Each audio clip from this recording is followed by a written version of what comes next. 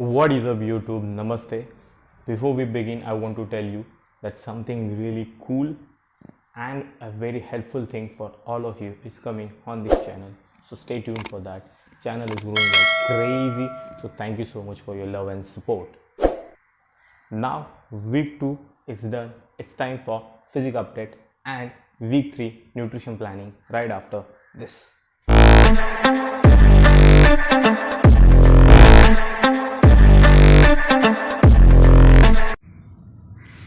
Alright, so day 14 and day 1, see the difference?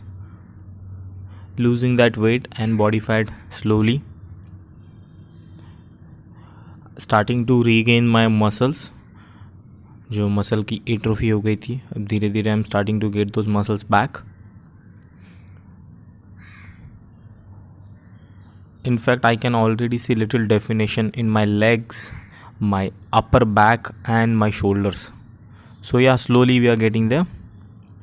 And now these are the readings from today. Body fat 23, weight 78.30. And these are the readings from one day before, Friday की readings, जहाँ पे थोड़ा सा difference है. 22.9 body fat and 78.10%, almost 77 kilo. The difference is there because कल मेरा जो cardio और एंडोरेंस वाला पार्ट था वो मिस हो गया. शेड्यूल थोड़ा हेक्टिक था, but I manage to do the weight training, so that's why the little difference. Not much, we can still cover it, we are going good.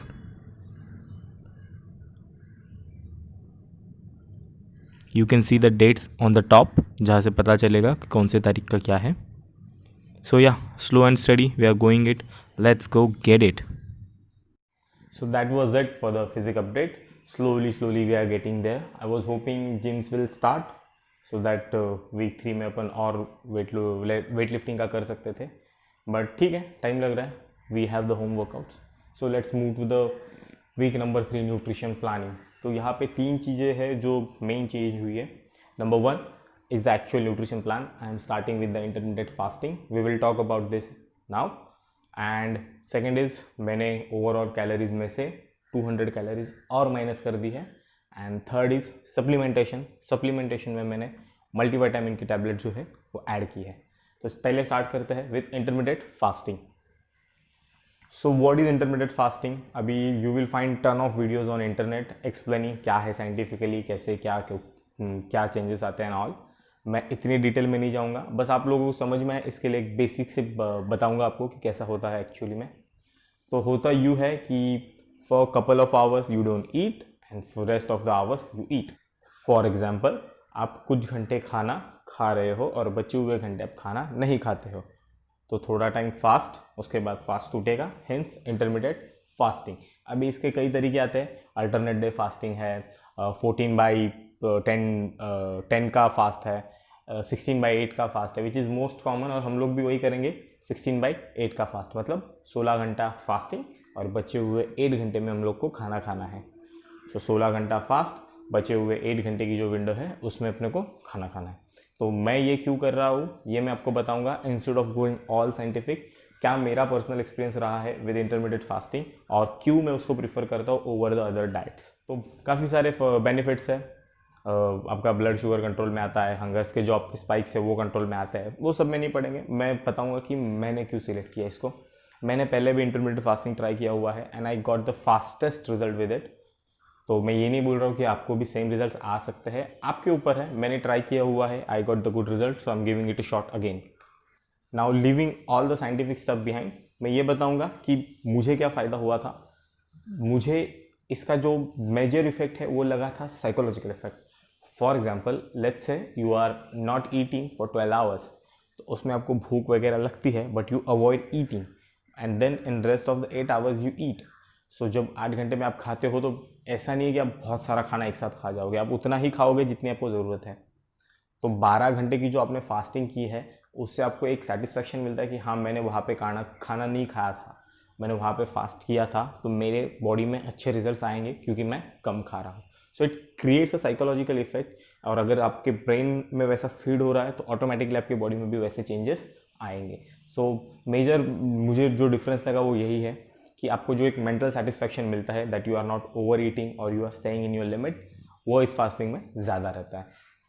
Now, most important thing in any diet or in any fat loss program is caloric deficit.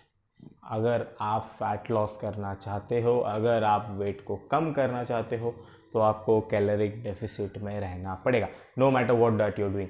You can be doing keto, you can be doing carb cycling, low carb, you can be doing this intermediate fasting, और you can be doing the regular diet. अगर आप अपनी caloric limit से ज़्यादा खा रहे हो, then you will not lose the weight. None of the diet will work अगर आप हद से ज़्यादा खा रहे हो.